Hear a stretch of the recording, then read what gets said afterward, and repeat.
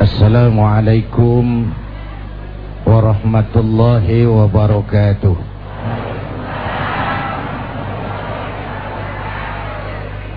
Para ulama yang saya muliakan, Pak Master dari PBNU yang saya hormati, bapak-bapak, ibu-ibu, segenap pemirsa TV One di seluruh tanah air yang saya cintai.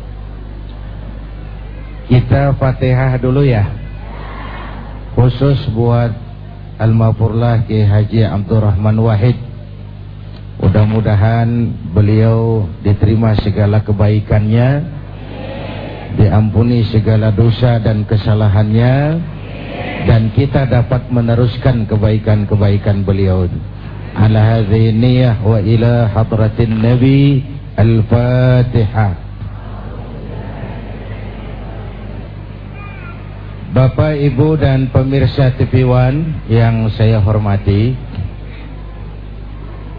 banyak kebaikan-kebaikan, jasa dan perjuangan yang telah diwariskan oleh guru bangsa Gus Dur kepada kita semua. Mulai dari berjuang menegakkan demokrasi sampai kepada menterjemahkan apa yang jadi tema pengajian kita kali ini, Islam sebagai rahmatan lil alamin. Dalam berjuang menegakkan demokrasi, beliau bersama teman-teman membangun Fordem, Forum Demokrasi, sebuah lembaga bukan hanya harus kita lihat dari ide yang diusungnya, tetapi juga situasi pada saat itu dibangun. Kalau orang kayak saya teriak-teriak berantas korupsi, ganyang korupsi, itu sih nggak istimewa, karena saya nggak punya kesempatan untuk korupsi. Kalau sekarang orang teriak-teriak demokrasi, memang iklimnya sudah menunjang. Tapi pada saat beliau Al-Maghfurlah membangun forum demokrasi, suasana sangat otoriter. Punya keberanian moral, punya nyali. Konsep saja bagus, kalau nggak punya nyali kan percuma juga. Punya nyali. Ketika beliau jadi presiden, demokrasi terus dikembangkan. Beliaulah yang menghapus dui fungsi TNI. Beliau melakukan desakralisasi terhadap lembaga kepresidenan, bahkan terhadap istana negara. Presiden adalah sosok yang bisa dijangkau oleh rakyat mana saja. Istana negara bisa dimasuki oleh sosok yang mana saja, mulai berjas berdasi sampai sarungan teklekan, dari urusan tetek sampai urusan bengek.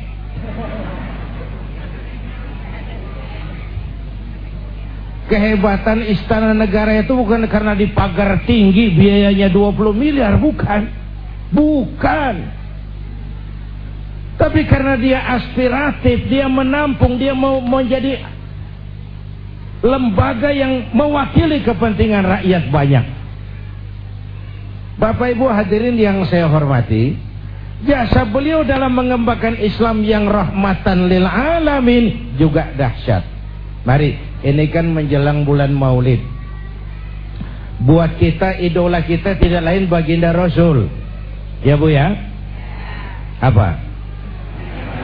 Baginda Rasul. Kenapa baginda Rasul kok dijadikan model oleh Allah tuh kenapa? Ada dua hal.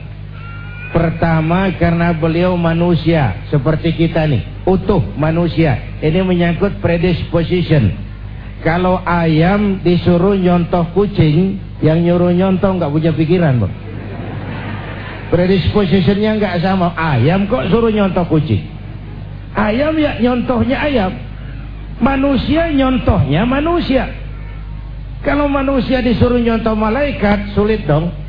Gimana nyontohnya malaikat? Minum enggak, makan enggak, sama duit enggak open, sama perempuan budak. Susah kan nyontohnya. Malaikat itu makhluk yang secara instinktif diciptakan untuk, kalau manusia disuruh nyontoh manusia, itu perintah masuk akal. Rasulullah manusia utuh seperti kita. Kalau manusia diminta mencontoh manusia, itu perintah masuk akal. Cuma walaupun manusia, beliau itu basyarun la kal basyari. Manusia memang, tapi nggak seperti manusia pada umumnya. Di situ letak uswahnya. Contoh, kita ini manusia, kita tidur. Rasulullah manusia, beliau juga tidur. Tidurnya Rasul tidur mata doang. Hatinya nggak pernah tidur. Itu loh bedanya. Tidur kita tidur keblek. Kalau sudah tidur total. Rasul tidur mata, hatinya nggak pernah tidur. Basyarun la kal basyar.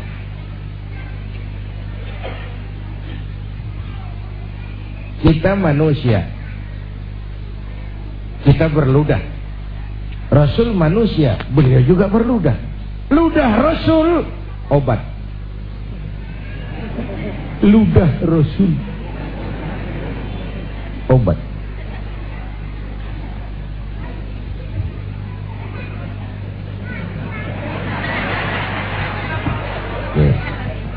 Di Goa Thur, Sayyidina Abu Bakar turun duluan bersihin goa. Sebentar ya Rasul, saya bersihin. Kalau ada binatang berbisa, silakan. Turun Sayyidina Abu Bakar bersihin goa. Betul, tangannya digigit kalajengking, Pak. Sakit, ngebet, bengkak. Kalajengking Arab. Ya memang di Arab kejadian itu. Ya udah dengerin aja, kenapa sih? Ditahan saja oleh beliau. Sudah, ya Rasul silakan turun. Lama-lama di goa kelihatan juga tuh Sayyidina Abu Bakar pucat mukanya. Mabaluka ya Abu Bakar. Abu Bakar, kenapa kamu pucat? Enggak. Berat meninggalkan Mekah? Enggak. Malas hijrah ke Madinah? Enggak ya Rasul. Khawatir dikejar Quraisy? Orang kata enggak. Kenapa mukamu pucat? Tangan digigit kalajengking. Kenapa kau ngomong dari tadi? Saya enggak mau nyusahin hati Tuhan ya Rasul, biarlah saya tahu. Kau siniin tanganmu. Diambil sama baginda Rasul. Bismillahirrahmanirrahim. Diludahin, sembuh, ringkas saat itu juga. Ludah Rasul. Coba kita yang ngeludahin, bikin bengkak urusan, bukan bikin sembuh. Ya bacaan sih sama, bobot yang beda itu. Ini kan zaman sekarang kita mau nyari keramat tempelan melulu nih. Bacaan sih sama, bobot yang beda. Kita manusia berkeringat, Rasul manusia, beliau juga berkeringat. Keringatnya baginda Rasul harum wangi bau minyak kasturi. Zaman belum ada parfum. Keringat kita rasain aja masing-masing. Itu sisi pertama kenapa beliau dijadikan model. Ini nanti baru pengantar menuju rahmatan lil alamin. Alasan kedua kenapa beliau jadi contoh, karena beliau sosok yang multidimensi. Sesuatu itu bisa dijadikan contoh kalau dia multi. Saya ini guru Pak, Rasul ngajar Mas. Saya ini jenderal Pak, Rasul mimpin tentara di medan perang. Saya ini pengusaha Pak, Rasul dagang Bung. Saya ini mubalik, Rasul dakwah Mas. Saya ini kepala rumah tangga, Rasul punya anak istri Bung. Dan di dalam keseluruhannya beliau uswatun. Bagaimana membina rumah tangga bahagia menurut contoh Nabi Isa? Tidak ada Mas. Kenapa? Nabi Isa belum sempat kawin. Nabi Isa belum sempat kawin. Ada pengikut Nabi Isa menyangka tidak kawin ajaran Nabi Isa, ikut lagi nggak kawin. Mubazir. Loh Pak, saya kalau kiai nggak boleh kawin, saya pilih berhenti jadi kiai Pak.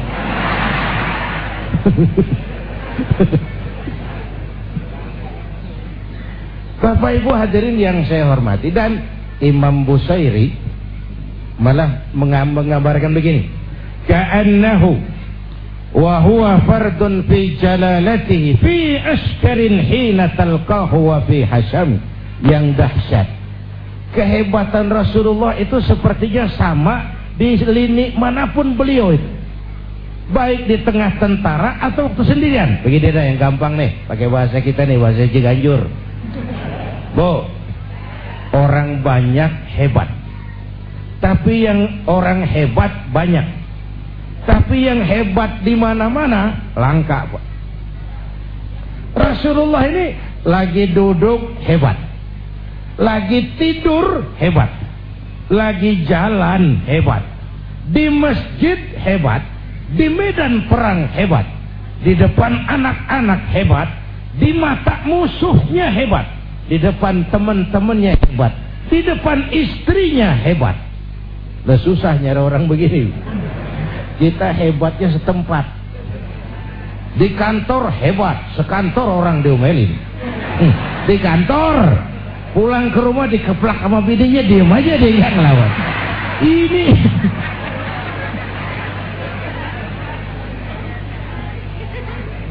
Ini di depan istrinya dia nggak hebat. Bapak Ibu hadirin yang saya hormati, nah beliau ini diutus rahmatan lil alamin, sebagai rahmah bagi semesta alam. Ini kan akhlak itu kan ada 3 bagian.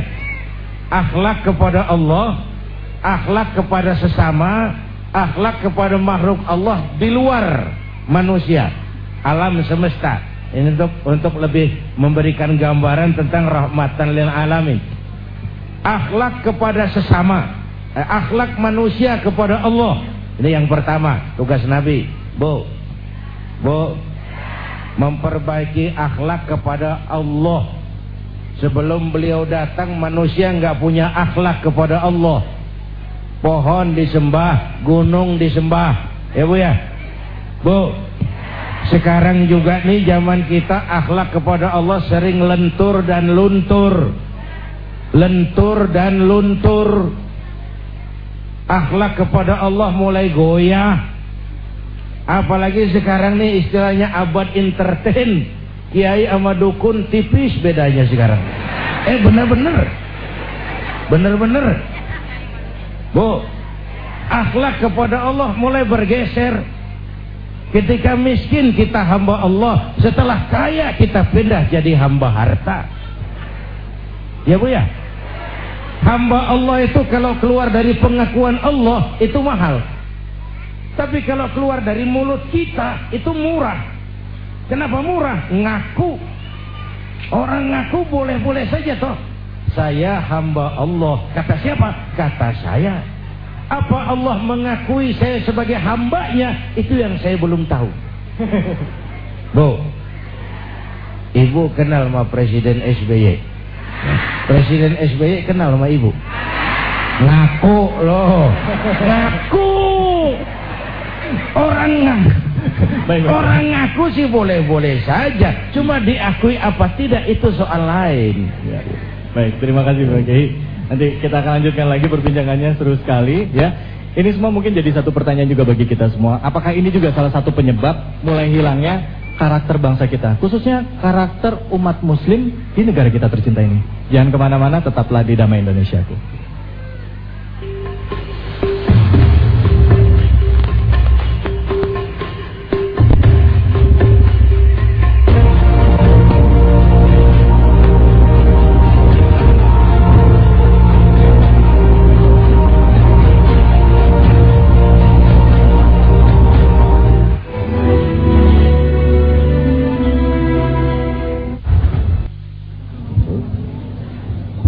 Bapak, Ibu dan segenap pemirsa TV One di seluruh tanah air, mohon maaf Pak Wali Kota Depok, agak kehalingan tadi, enggak kelihatan. Bapak Ibu hadirin yang saya hormati,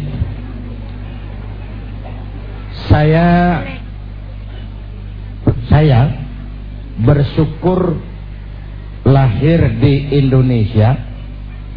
Saya bangga jadi anak Indonesia, menuju Islam rahmatan lil alamin, dengan tetap menjaga keindonesiaan kita. Bukan karena saya ditatar untuk itu, bukan. Pertama karena perjalanan dakwah saya ke seluruh pelosok Nusantara, saya saksikan wajah Indonesia dari desa ke desa. Yang kedua, Allah kasih kesempatan saya melihat berbagai negeri lain di dunia ini. Makin banyak negeri saya lihat, saya kok makin bersyukur lahir di Indonesia, jadi anak Indonesia. Bu, sedikit wawasan kebangsaan dulu dah sebelum menuju rahmah. Indonesia kita ini besar nggak? 17.000 pulau. Itu belum termasuk Pulau Gadung dan Pulau Gebang. Tambah 2 kalau itu masuk. Masya Allah. Untayan zamrud katulistiwa, hijau ranau subur makmur, gemah ripah loh jenawi toto tentrem kertora harjo.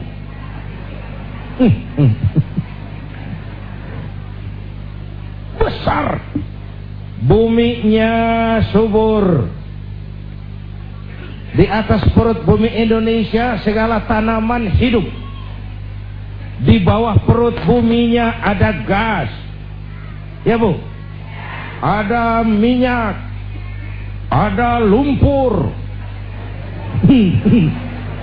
ada batu bara. Lautnya kaya, hutannya kaya. Bu, ini titipan Allah kepada kita, orang Indonesia, rakyat Indonesia. Kekayaan negeri ini dikuasai oleh negara, itu sudah betul. Tapi harus digunakan bagi sebesar-besar kemakmuran rakyat. Itu amanat pasal 33. Itulah sebabnya kita perlu membangun kebersamaan. Bu, kita ini sudah diajarkan oleh masjid bagaimana menata masyarakat yang baik, memelihara kemajmukan. Coba masyarakat masjid. Pertama, siapapun masuk masjid copot sendal, buka sepatu. Benar itu? Kan ini masyarakat yang mau kita bangun. Jangan ada warga negara kelas 1 di republik ini. Lurah masuk masjid buka sepatu, rah. Camat masuk masjid buka sepatu. Itu Pak tuh yang ngomong tuh. Enggak, mat. Tapi yang penting kemajmukan. Kalau sudah masuk ke masjid, sholat berjamaah, nggak pernah kita usil dari mana orang datang. Yang penting kemana dia menghadap. Inilah komitmen keindonesiaan. Coba masyarakat masjid, lo dari mana? Dari kidul, Mang, madep ngulon. Lo dari mana? Dari wetan, madep ngulon. Lo dari mana? Dari kulon, madep ngulon juga lo. Kita ini bineka tapi tunggal. Kita ini beragam, tapi oleh Islam memperkuat semangat nasionalisme ketika Rasul mengajarkan hubbul watan minal, cinta tanah air bagian dari iman.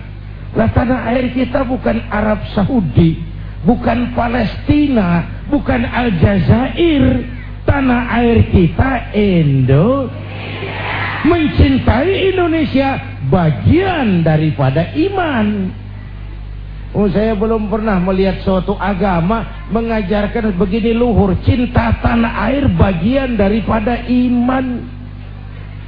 Bagaimana agama mendorong mengentalnya semangat nasionalisme.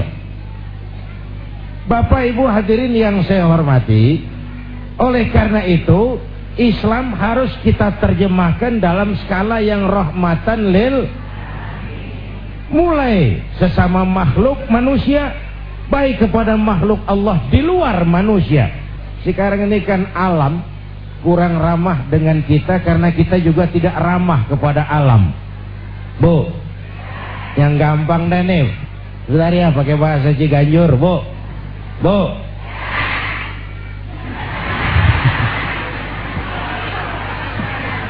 Satu hari kampung saya kebanjiran, air masuk ke rumah.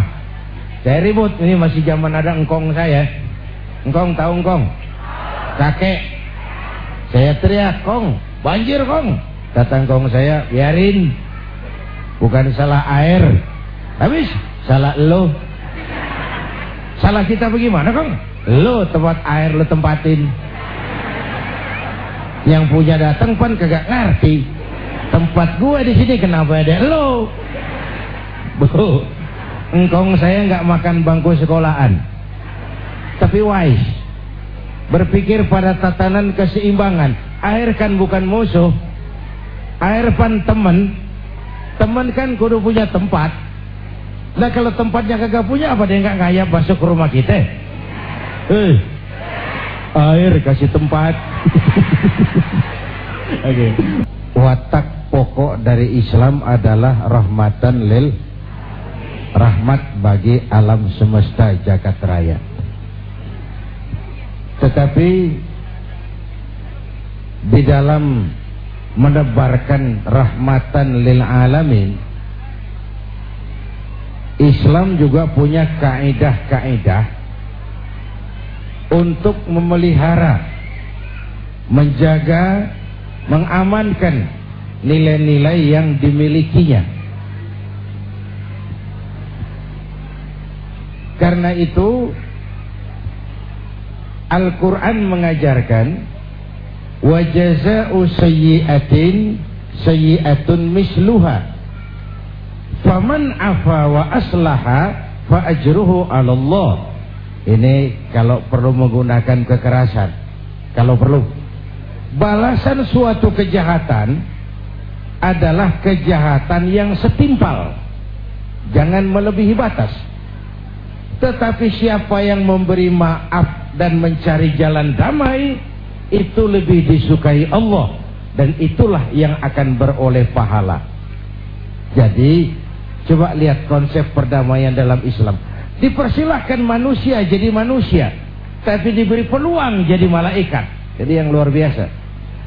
Kalau kamu nggak salah ditempeleng, tempeleng lagi dia, sekeras dia menempeleng kamu, itu manusiawi.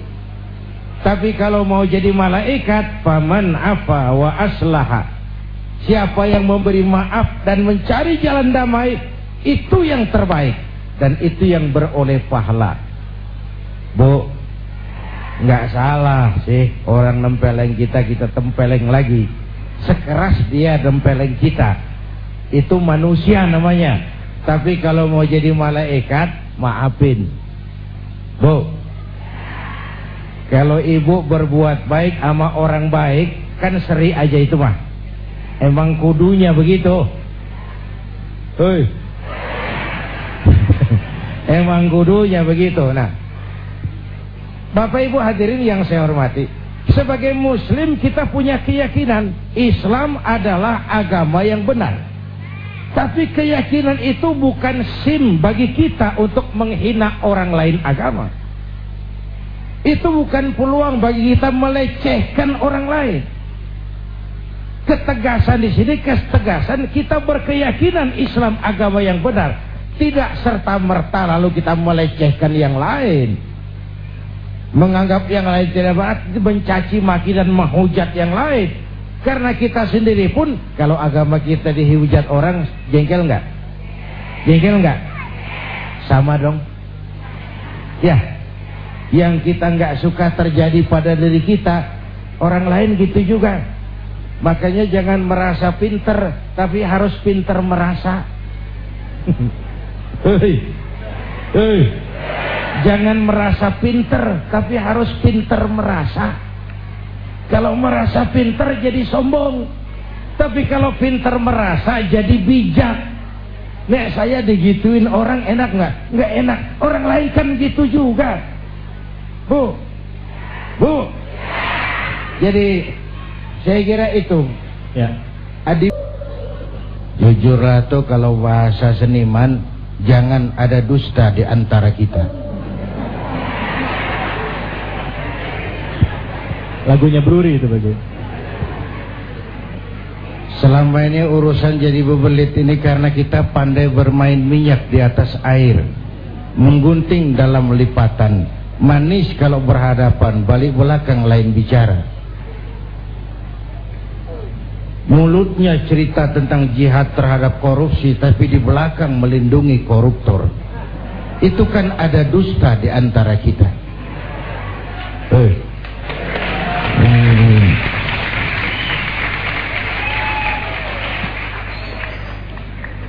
Sederhana pesan Gus Dur, jujur. Dan kejujuran itu dimulai dari diri sendiri. Rasul mengajarkan ana awwal wajibin ala ma amartukum bih. Apapun yang aku perintahkan kepadamu, aku pelaksana pertamanya. Maka perintahnya berwibawa, ajarannya diikuti orang karena beliau menggunakan prinsip ini. Lidahnya adalah hatinya, ucapannya adalah perbuatannya. Orang ikut tidak ragu-ragu.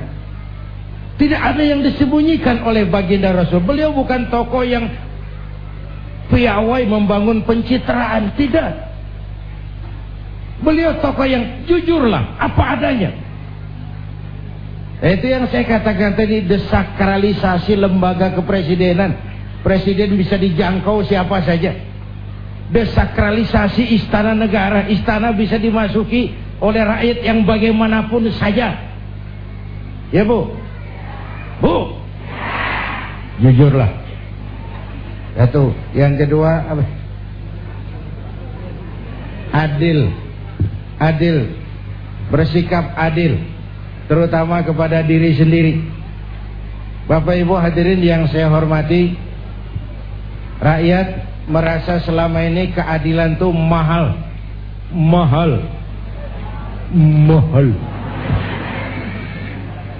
Bahkan keadilan sering seperti pisau, tajam ke bawah, tumpul ke atas. Asal kita nih yang kecil-kecil salah, hukum cepat benar prosesnya. Begitu yang gede salah, orang pada diem belaga bego. Itu yang bikin kita capek. Yang nyolong semangka, buah randu, apa lagi? Ya lo hitungin aja dah. Itu sebuah potret betapa keadilan itu masih mahal di negeri ini. Bapak Ibu hadirin yang saya hormati, lalu yang ketiga tadi, taat hukum. Jangan menegakkan hukum dengan cara yang melanggar hukum. Jangan menegakkan demokrasi dengan cara-cara yang bertentangan dengan kaedah-kaedah demokrasi. Lil wasail hukmul maqasid. Nggak boleh nyolong sarung walaupun niatnya buat sholat. Apa karena diniatkan buat sholat curi sarung lalu jadi halal? Ya tidak, walaupun sholatnya sah tapi curinya tetap dosa. Sah karena fikih tidak pernah mempersoalkan sarungnya dari mana. Lil wasail hukmul maqasid, tujuan dan cara hukumnya sama. Tujuan yang baik harus dicapai dengan cara yang baik. Ya kita berharap mudah-mudahan 100 hari ini kan masa pemerintah kan sudah banyak yang bisa dikerjakan ya Bu ya. Kita rakyat tahu kan, mobil menteri udah bagus, alhamdulillah. Ya. Perumahan DPR renovasi 300 miliar, alhamdulillah. Akan segera dibeli pesawat kepresidenan, persekotnya 200 miliar, alhamdulillah. Itu kan tanda kemakmuran. Soal buat siapa, wallahu a'lam.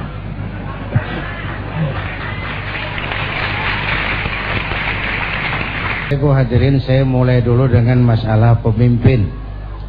Buat kita yang suka ngaji, fikih udah ngajarin sebenarnya ya. Kalau cari imam tuh syarat pertamanya a'lamuhum. Orang yang paling alim di kampungmu siapa? Pilih jadi imam. Yang paling alim, bukan yang paling tua. Paling alim.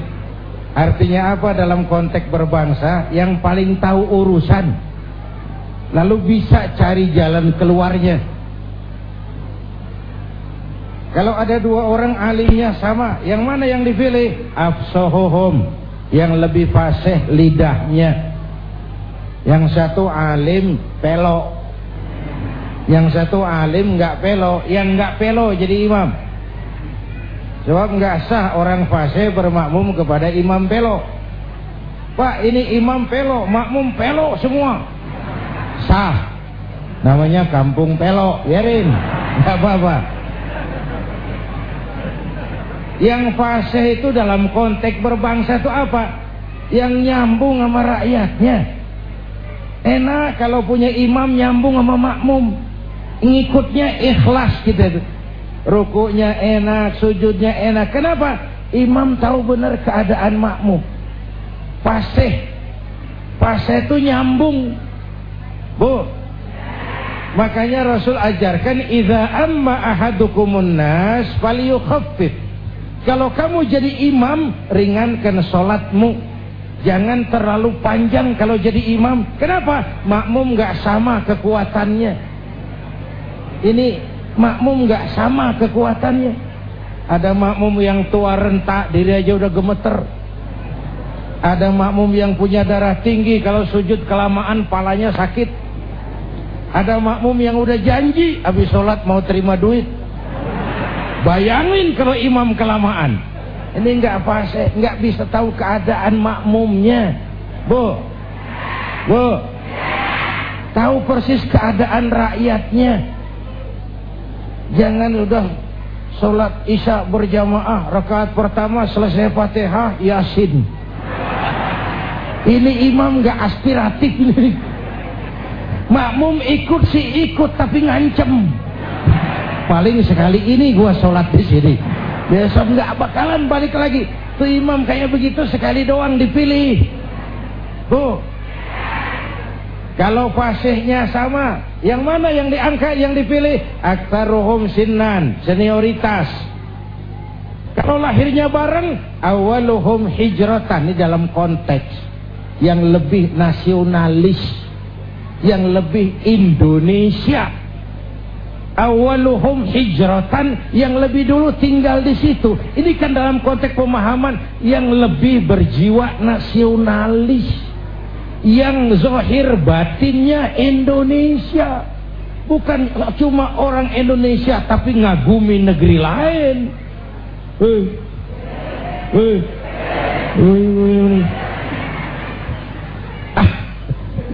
Awaluhum hijratan, yang lebih nasionalis.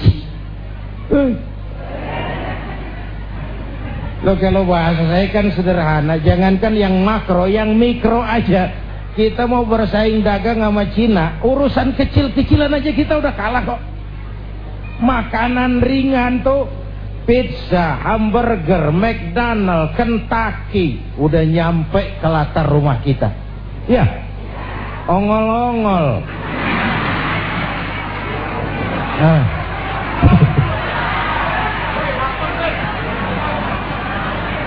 Janganlah bicara nasionalisme yang makro membumbung, yang mikro-mikroan aja kita sendiri sudah lentur dan luntur. Jadi memang konteksnya cari pemimpin itu yang lebih nasionalis. Awaluhum hijratan, yang lebih dulu tinggal di situ, dia lebih paham lingkungan.